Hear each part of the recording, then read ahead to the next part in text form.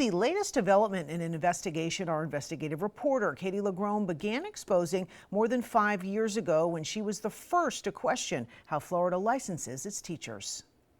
By your vote, show SB 202 is reported favorably. In an effort to fill Florida classrooms with more teachers, a new bill aims to help by easing what it takes to become certified to teach here. We have some very good teachers, and we want to keep those very good teachers in the classroom and give them the time needed to hone their craft. First-time Senator Corey Simon, a Tallahassee Republican, introduced the bill, which among its provisions extends temporary teaching certificates from 3 to 5 years and limits which licensing exams aspiring teachers need to take. In addition, the bill lets candidates skip out on having to take and pass the mandated but controversial general knowledge exam, as long as they've earned an effective or highly effective teacher rating 2 years in a row.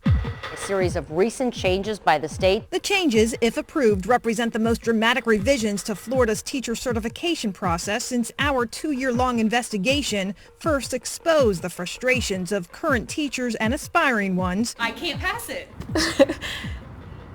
Who all met the demands in the classroom, but repeatedly failed to pass Florida's teacher certification exam, including the general knowledge portion. This has been the hardest exam I've ever taken, which tests a candidate's general knowledge of core subjects, even ones they don't teach. After the state made the test tougher in 2015, we found passing rates plummeted, forcing many districts to fire good teachers they didn't want to. SB 202. While this new bill didn't prompt any debate among lawmakers during its first committee hearing, here to talk about the certification part of it. The solution to not being able to find people is not to lessen the requirements. We have to have the strong certification needed for teachers. Members of the public were quick to chime in. I would hope that we do not lower the requirements. All of our students in Florida deserved qualified educators. Are there concerns from your perspective that this bill now makes it too easy to become a certified teacher in Florida?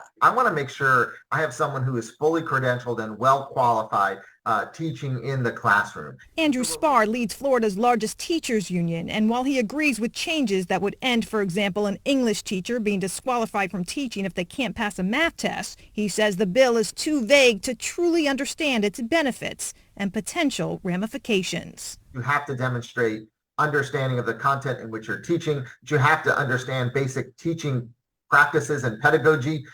Those are things we think are vitally important for people coming into the profession. We're not getting rid of any of the exam. What we're doing is we're giving teachers more time. This bill is part of the larger school choice expansion bill, which passed its first committee meeting this morning.